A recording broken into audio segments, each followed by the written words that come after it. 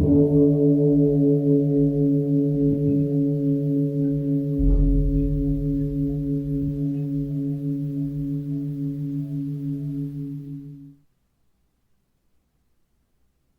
all beings be happy. May all beings be healthy. May all beings be free from harm.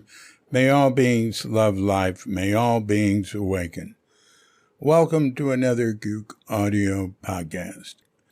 I pray that you and yours are safe and comfortable, free from economic hardship, and able to get out and do whatever it is you want within the limitations of the universal precept of do as little harm as possible. So today we've got another outtake from Zen is Right Now, more teaching stories and anecdote of Shunryu Suzuki. So here we go. I remember a woman coming in right in the middle of a sesshin lecture, ringing a bell. She got up on the altar and said, "No longer is it necessary for you to sit. Jesus Christ is Lord, and you'll all be saved." And Suzuki said, "Very interesting, but can you survive?" She got quiet and sat down. I don't remember who told this story, but I know who the woman with the bell was. She also came in one time ringing a bell and said she would now be the guru. Incidentally, she was never kicked out or told to leave or anything. She came in naked to the Zendo at Tassajara. She was a student there. Every once in a while, she'd just sort of flip out. She came in totally naked while we were having service and walked in among us.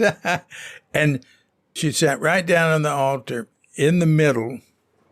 And nobody sits in the middle. The doshi, or person leading the service, will stand in front of the altar to do the service, but will then will go to the side to sit in their seat. But she sat right there naked on a zafu when the service was over and started giving a lecture. And then Peter Schneider, who was there, he was on the altar on the right. Maybe he was head monk at the time. No, it was before he was head monk. Anyway, he was like a senior student. And after she'd said, a couple of sentences, he said, "Okay, thank you, Evelyn. That will be enough." Yes, now you know her name. And somebody was doing a podcast with somebody recently, and they mentioned her at Green Gulch later on. I thought, wow, I forgot about that. She's the first person I met who was with Zen Center. And it's before I was sitting there. I went over there, somebody gave me an address to go get some pot. And I was new to San Francisco. It was in my first few months there. And we stood it was on Bush Street, across the street from the Zen Center, and uphill a little bit. And, I was talking to her, and she was telling me about her life. She came from down at Loma Linda, where all the Seventh-day Adventists are. And she was married to a dentist, and a very square life, very wholesome. They're vegetarians. They're very strict vegetarians. I remember hearing on a talk show once, they were talking about where there were pockets of people that lived longer in America. And they said, well, there's one down here in Loma Linda where people live a lot longer than most other people in America. So I don't know why there's a lot of fast food places going, on the freeway there. Well, that's because the Seventh-day Adventists are not eating at them. But anyway, and then she left her husband, ran off, and became a biker chick. And she said she had sex with all the bikers and did everything that a biker chick does. And somehow she ended up practicing at Zen Center, and she told me this story when I first met her, and she pointed over there to the Zen Center, Sokoji, the old synagogue, Emmanuel it was called, built in 1895, and said, that's the Zen Center over there. I go over there and practice Zazen. I went, oh, that's interesting.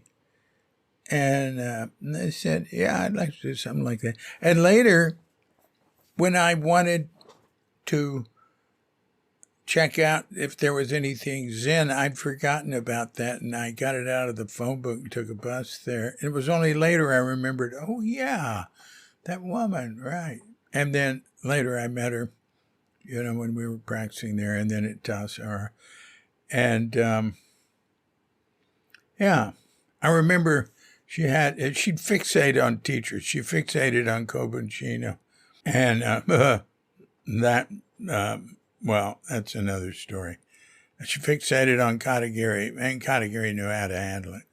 And she rejected Suzuki because he wouldn't play ball with her, So she fixated on Katagiri, and he probably did not live up to whatever she wanted from who she fixated on.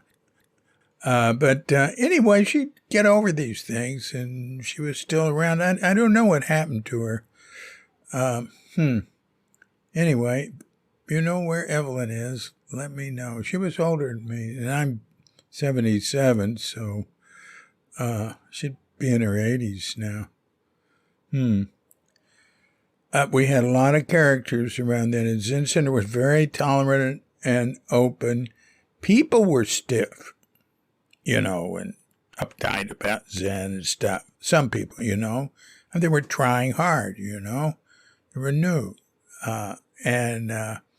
But overall, the Zen Center was a very understanding, open place. And so let's go back to this thing she says. Jesus Christ is Lord and you'll all be saved. Right while Suzuki's giving a lecture, and he just says, very interesting, but can you survive? Well, I'm not sure what he means by that. I guess he put it in terms he felt would get to her. It's an interesting wording. But anyway, it worked. I guess he was used to dealing with her. There were other things that happened. I remember Neville Warwick, Jari, interrupted him in a lecture. Now, this is before I came. And also this thing with Evelyn, it happened in the city. I was at Tassar at the time. I heard about it. Neville Warwick, Dr. Ajari, he used to go to Suzuki's lectures and sit at Zen Center. He wanted to be ordained as a priest there. And Suzuki, he wouldn't do it because Warwick was on his own trip. And he'd interrupt Suzuki in lectures. Suzuki got fed up and pointed his finger at Warwick. And I don't know what he said, shut up or something. But the person who told me, I think it might have been Silas Hoadley, said Warwick was sitting behind him. And he said when Suzuki pointed his finger and did that, it was like a force pushing him back. And Warwick, it didn't say anything more. He left and didn't come back, I think is what happened. Every once in a while, Suzuki would have to deal with one of those things. Oh, yeah, Lou Richmond tells this great story about the